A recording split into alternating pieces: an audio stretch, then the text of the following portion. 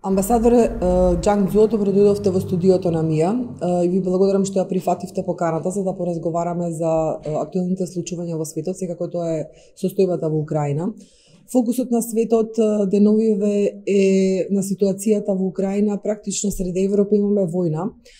Сето ова предизвикува голема загриженост и влијае врз сите аспекти од нашето живење. Кина веќе изрази својата позиција во однос на случувањето, но и вие како представник на Кина во Северна Македонија, дали може да ја кажете позицијата на вашата земја за она што се случува во Украина и да ми одговорите зошто Кина се воздржа при гласањето во Генералното собрание на Обединетите нации за резолуцијата со која што се осуди руската агресија врз Украина. 我们注意到有关报道。 Забележавме релевантни извештаи. Сегашната ситуација во Украина е загрижувачка, а кинеската страна изрази длабоко жалење поради повторно избувнување на војна на европскиот континент. Како што вели една кинеска поговорка, потребно е повеќе од еден студен ден за да се замрзне еднометро мраз.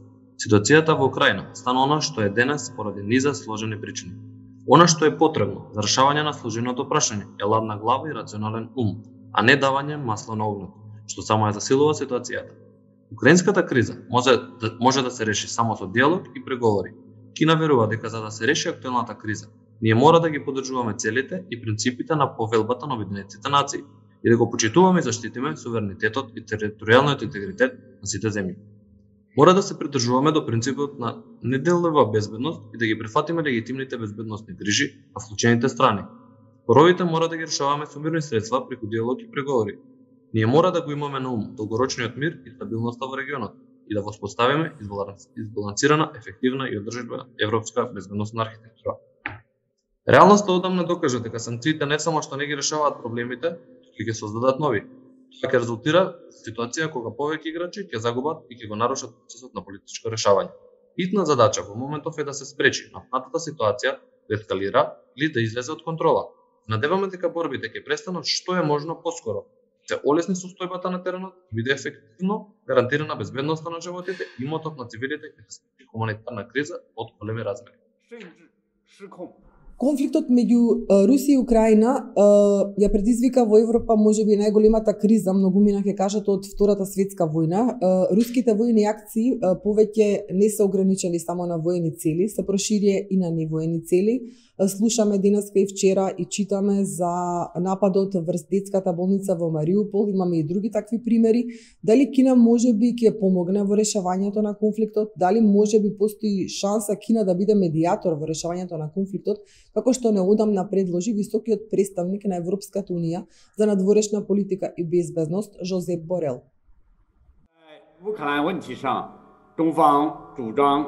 Прашањето за Украина Кина продолжува да го олеснува диалогот за мир и одржува блиска комуникација со сите страни. На 8 март председателот Си Џинпинг имаше виртуелен самит со лидерите на Франција и Германија и размени мислења за украинското прашање. Председателот Си нагласи дека треба заеднички да ги поддржуваме мировните разговори меѓу Русија и Украина и да ги охрабриме двете страни да го задржат моментумот на преговорите, да ги надменат тешкотиите и да ги продолжат разговорите и да донесат мирни исходи. На вториот ден од конфликтот, председателот Си Џинпинг разговараше со председателот Владимир Путин по телефон и изрази желбата на Кина да види Русија и Украина како ќе одржат мировни преговори што е можно порано. Председателот Путин одговори позитивно. Кинескиот државен советник и министер за надворешни работи Ванг Ји комуницираше и координираше со рускиот министер за надворешни работи Сергеј Лавров, високиот представник на ЕУ за надворешна политика и безбедност Жозеп Борел Фонтелс, украинскиот министер за надворешни работи Дмитро Кулеба, германската министерка за надворешни работи Аналена Баербок и американскиот секретар за државата Антони Блинкен. Русија и Украина имаат 3 рунди разговори. Министрите за надворешни работи на Русија и Украина одржаа разговори во Анталија, Турција. Надевам дека разговорите ќе постигнат на тамошен напредок. Кина верува дека колку е понапната ситуацијата, толку е поважно разговорите да продолжат. Колку е пошироко несогласувањето, толку е поголема потребата да се седне и да се преговара. Ги охрабруваме Русија и Украина имаат директни преговори. Ние, исто така, ги охрабруваме САД, НАТО и ЕУ да се вклучат во равноправен диалог со Русија, да се соочат со судирите и проблемите, акумулирани во текот на годините, да го следат принципот на неделова безбедност и да настојуваат да изградат балансирана, ефективна и одржлива европска безбедносна механизма. Кина е подготвена да продолжи да игра конструктивна улога за да го олесни диалогот за мир и да работи заедно со меѓународната заедница, кога е потребно за да се спроведе неопходното посредување. Го споменавте разговорот со лидерите на Франција и Германија. Забележавме дека кинескиот претседател Кси Џинпинг за време на виртуелниот самит со лидерите на овие две држави спомена дека Кина предложила иницијатива за хуманитарната ситуација во Украина, која што гледаме дека деновиве се повеќе се влошува. Имаме податок од УНИЦЕФ дека околу 1 милион деца се бегалци од Украина веќе, а всушност и бројот на бегалците се зголемува од ден на ден. Ке можете ли да ни кажете за каква иницијатива станува збор? Бидејќи кинескиот претседател спомена дека Кина е подготвена за натамошна хуманитарна помош за Украина. Председателот Си Џинпинг присуствуваше на виртуелниот самит со лидерите на Франција и Германија, истакна дека треба да повикаме на максимална воздржаност за да се спречи масовна хуманитарна криза.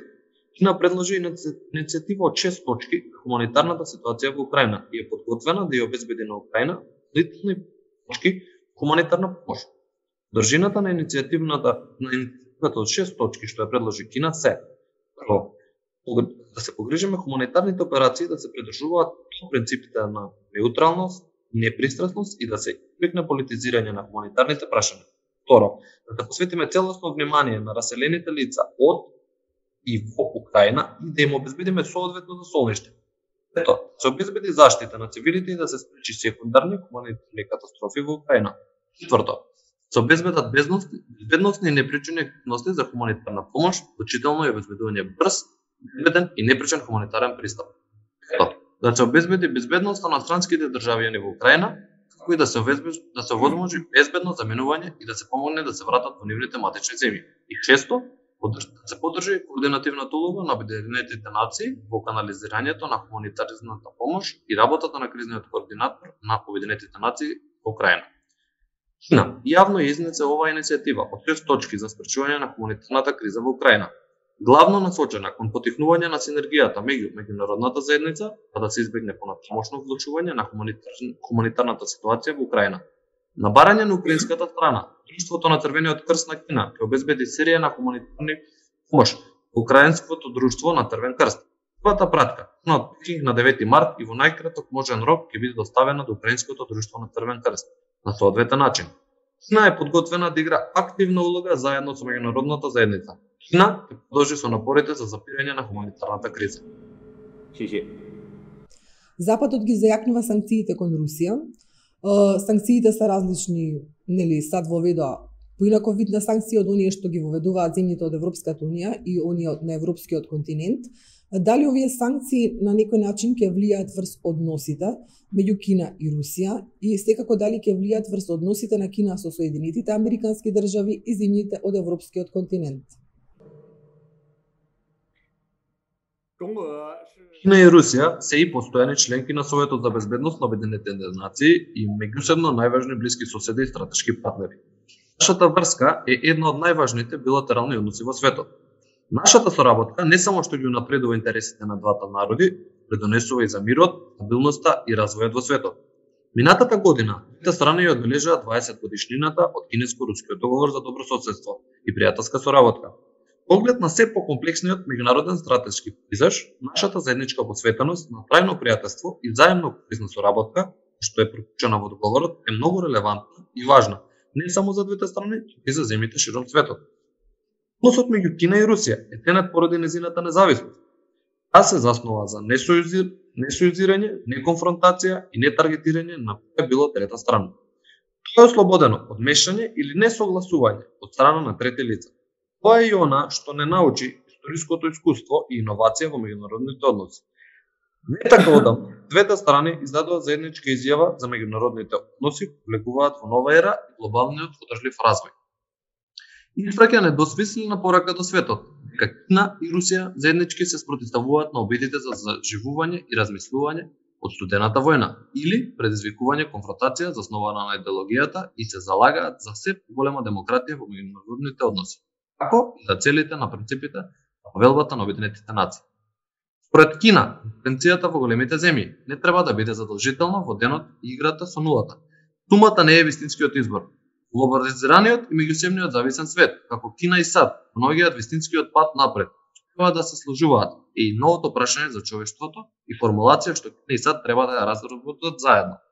Пред 50 години Кина и Соединетите држави еднички го издадоа Шангајското конвенција. Таа ја означува подготвеноста на двете големи земји со различните општествени системи да коегзистираат во мир и да го започнат процесот на нормализација на Кина и САД. Гледајќи наназад, Кина и САД, духот на барањето на заеднички јазик, држувајќи ги разликите, можеа да ја заменат конфронтацијата со соработка, да ги унапредат интересите на нашите два народи и да го направат светот помирно и по-просперитетно место. Гледајќи напред, две страни треба повторно да го прифатат обедувањето што ни помага да го скршиме мразот пред 50 години и да трнеме на ново патување. Мораме да ја замениме дихотомијата, конкурентното колаборативно противничкото, трите принципи на меѓусебно почитување, мирен живот и победничка соработка. Да ја вратиме кинеската политика на САД на вистинскиот пат водена од разумот и прагматизмот и да ја ставиме Кина во односите со САД да се враќа на вистинскиот пат на здрав, стабилен развој. Кина и Европа се две главни сили светскиот мир, два големи пазари за заедничкиот развој, две големи цивилизации за човековиот напред. Односите помеѓу Кина и Европа се насочени кон трета страна, ниту е починет или контролиран некој од третата страна. Диалогот и соработката меѓу двете страни, врз основа на взаемното почитување и взаемната корист, ќе дадат повеќе стабилизирачки фактори на нестабилен свет. Сепак, некои сили не се задоволни што го гледаат постојаниот раст на односите меѓу Кина и Европа. Тие го измислуваат наративот за кинеската закана, играат како конкуренција со Кина, искаат дека ја гледаат Кина како системски ривал, дури воведуваат санкции и предизвикуваат конфронтација со Кина. Кина и Европа мора да бидат во состојба на висока подготвеност против овие случаи. Кина на своите односи со Европа гледа од стратешка и долгорочна перспектива. Политиката на Кина кон Европа е тврста и коинзистентна. Нема да биде засегнато од било каков пресврт на настани. Продолжиме да ја продржуваме независноста на Европа и обединетите и перспективата на ЕУ. Меѓувреме, надеваме дека Европа ќе развие понезависна и пообјективна перцепција за Кина, ќе усвои попрагматична и рационална кинеска политика и ќе работи со Кина за да се спротистави на новата студена војна и да го поддржи да действа на вистински multilateralism. 共同维护和践行真正的多边主义。谢谢。 Ја споминавте студената војна, неодамна колидерот на германската политичка партија Алтернатива за Германија, Алис Вајдел, изјави дека оние што имаат според неа потврдо корен став од Западот и кои што се водат од логиката на студената војна и ветиле на Украина и го ветиле на Украина невозможното членство во НАТО. Не земајќи во предвид тука позицијата на Русија, дали вие сметате дека членството на Украина во НАТО е невозможно? Комбинираното влијание на големите глобални промени и пандемијата, обете невидени во еден век, донесува повеќе глобални предизвици кои треба да се решат преку глобалната соработка. Затоа, погледот на Алис Вајдел е многу рационален и продорен. Всушност датира уште од далечната 1997 година, што Кенан, поранешен амбасадор во САД, во Светскиот сојуз, допреди дека проширувањето на НАТО до границите на Русија ќе биде најсудбоносната грешка во американската политика во целата ера од студената војна. Во 2014 година, доктор Кисинџер рече дека Украина не смее да биде истурена позиција на ниту една страна против друга, а станувањето на Украина членка на НАТО ќе биде црвената линија. Американскиот професор Џон Мејшмајер 2015 година рече дека иако се воведени од докторината Монро, САД никогаш не ги прекинала напорите да ја вовлечат Украина во западниот камп. Русија, како голема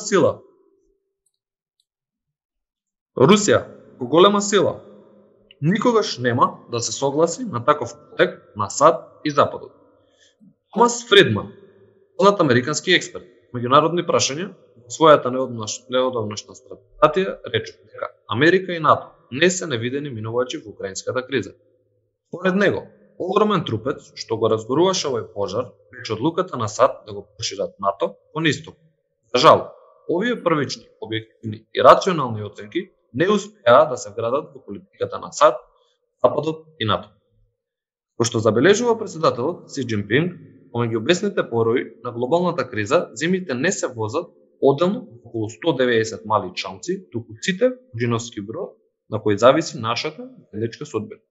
Малите чамци можеби нема да преживеат бура, но джиновскиот брод е доволно силен за да се справи со бура. Кина секогаш верува дека безбедноста на една земја не треба да доаѓа на сметка на безбедноста на другите земји. А уште помалку, регионалната безбедност треба да се реализира жирување на војните блокови. Прашањето за Украина отиде многу подалеку од билатералниот опсег на односите меѓу Русија и Украина. Со оглед на 5 последователни рунди на проширувањето на НАТО кон истокот, легитимните безбедносни барања на Русија треба да се сватат сериозно и соодветно да се решат. Мирот е премиса и основа за развој на секаков вид.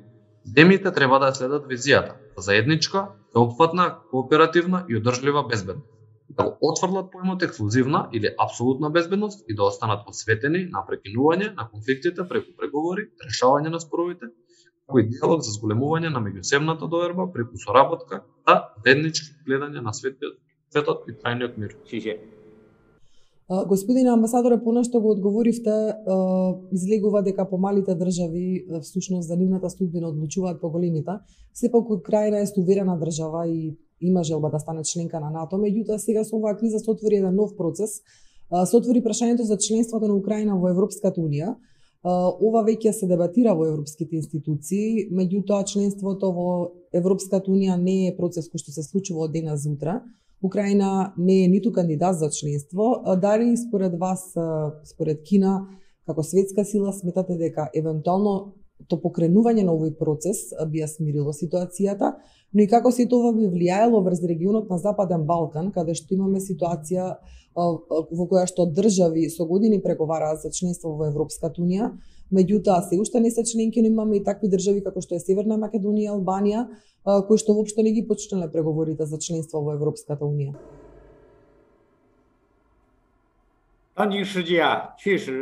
Светот навистина е далеку од спокоен. Наши очи се случуваат длабоки промени, невидени во текот на еден век. Што треба да се направи? Кина цврсто верува дека вистинскиот пат напред е во голема солидарност и соработка под знамето на мултилатерализмот и заедничките напори да се изгради заедница со заедничка иднина за човештвото. Кина и ЕУ делуваат многу заедничко разбирање за промовирање мир, барање развој и унапредување на соработката. Развојот на Кина создаде поширок простор соработка меѓу Кина и ЕУ. Кина ќе продолжи да ја поддржува европската интеграција, да ја поддржува со поголемо единство и просперитет и да ја поддржува европската стратешка автономија. Ние веруваме дека ЕУ способна да се справи со сопственото проширување. Односите на Кина со Западен Балкан, земјите од Централна и Источна Европа и ЕУ се платформи за диалог, размена, соработка меѓу кинескиот и европскиот народ. Кина е подготвена да работи европските земји и ЕУ внесе поголема стабилност, како и сигурност во турбулентниот и променлив свет, во вистинскиот пат на продлабочување на целофатно стратешкото партнерство помеѓу Кина и ЕУ. Во светот на нестабилност и трансформација, Кина секогаш служи како сидро за стабилност и сила за добро. Секогаш стои на вистинската страна на историјата. Кинескиот председател Си Џинпинг ја предложи иницијативата за глобален развој во Обединетите нации. Централниот дел на ГДИ е да ги стави луѓето напред и во центарот. Неговата примерна цел е да го олесни спроведувањето на агендата за одржлив развој во 2030 година. Високо одговорен на потребите на различните страни, ГДИ наскоро беше топло примен и поддржан од Обединетите нации во речиси 100 земји. Кина ќе работи со сите земји, вклучително и со Северна Македонија, за да продолжи и да го следи ГДИ, обезбедувајќи ниту една земја или поединец да не остане зад себе и да нема потреба да се замери заедничката глобална заедница за развој. Оваа година се одбележува 10 годишнината од започнување на соработката помеѓу Кина и ТИЦ, механизмот кој се соочува со нови можности. Не е подготвена да работи со земјите од Централна и Источна Европа, вклучително и со Северна Македонија, за активно спроведување на консензусот постигнат на самитот помеѓу Кина и ТИЦ во февруари минатата година. Кина е подготвена да ја продлабочи заемно корисната соработка со Северна Македонија и дополнително да ја поврзе заедничката изградба на појас и пат. Соработката помеѓу Кина и ЦИЦ, развојните стратегии на Северна Македонија, кој што е планот за закрепнување по пандемијата. Кина ќе продолжи да глобална перспектива, да ги почитува нашите одговорности и да го држи високо знамето на мирот, развојот и победничката соработа. Промовира гледање на нов тип меѓународни односи и заедница со заедничка иднина човештвото. Кина ќе работи со сите прогресивни сили во светот, вклучувајќи и Северна Македонија, за развој и за заедничка иднина. Ви благодарам. 合力谋发展，一起向未来。谢谢。 Амбасадоре, ви благодарам за интервјуто кое што го дадовте за Медиумската информативна агенција. Thank you.